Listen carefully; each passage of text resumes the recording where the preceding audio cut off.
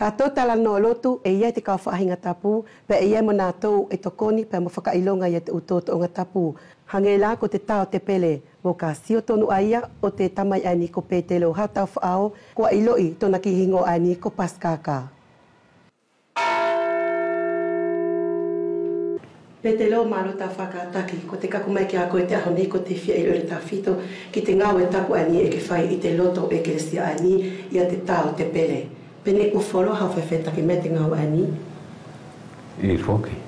Maro sana sau ka taki bebe masi i lawa mai. Whaka ha, kau whaka ilo te bebe o ngasi i. Whaka te tau vena o kaunga nai heni o mai si te mine ko ia whaka maro te me whaka peta eto ki taranga tau o mai. Ne ku wholo Petelo ni tau whawhetaki mai te ngau tapu ani?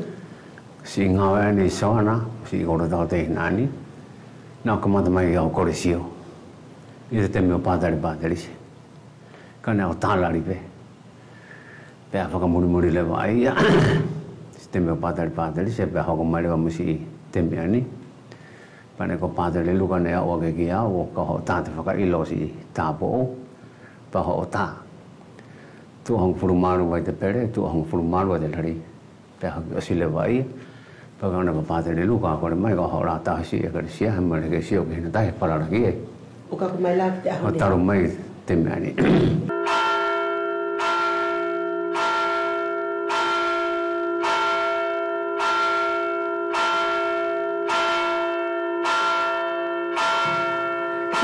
Petelo maka koko lewa ai te toto o ngā te misa ai o te Dominika. Ko te lakanga whea ai ke tai e te pele. E te tau pē ki au pē ko te ura ki Dominika. He whahinga misa pē ka tu misa tu haralahi. Au patu mai pē mua i hangala ko te kamata te misa uhu. Au kamata i te pere. O whakailo ake te whetapa. Pē hoki osi ai e pātou hifo o tā te whetapa e te lari. Pea hoki osi pau nofonofoi o tāt pē tānaki. Kia hoki te meo te misa, pau haka mai rewa ki hini o nofonofoi. O whakasiosio te whakaraka pātere, ka o tārewa te uro ki pere. Petelo, e whewhi ai lewa mo ka hoko ia hei utoto o ngā hangela ko he ua waifo ko whakatapu o hoana.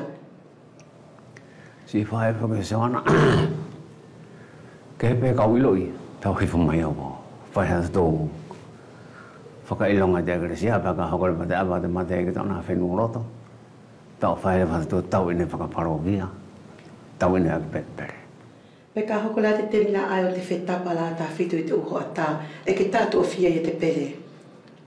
Tua toru, māmanawa, pēa toi tua toru, māmanawa, pēa toi tua toru, pēa māmanawa, pēa hoki osi, pēa tāputu rewa.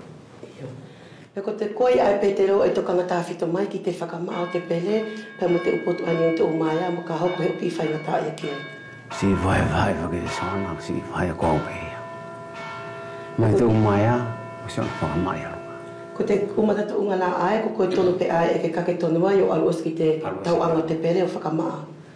He te tau osi pe ki au e, ko kake pe mparare ka sanga so sevo. He koe pe ofa mai ki soku vai.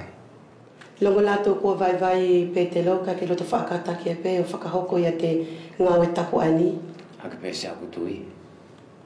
Sa pe o ilo ina ile mai pe se aku masi wā musu ku mea noa.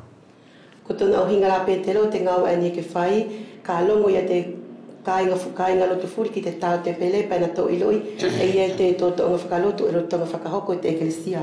Ko ia pe sana. He lahi whoki tai whaenga. E tātu te pere te mea ke marohi ai more hau i au misa. Pea ka tātu rewa si pere ua vai lewa, pea whainga rewa ke tu olere mai, ka kua tauara. Ko nā la kāinga mata mai e te kukatoa, te kumilongo ne whakahoko mai ki te pōtu o te tamai ani, ko Petelo hatau whaau, e na whakahoko i te ngau e tapu ani, ko te tau te pele, mo whakailonga aki te utoto o ngā tapu.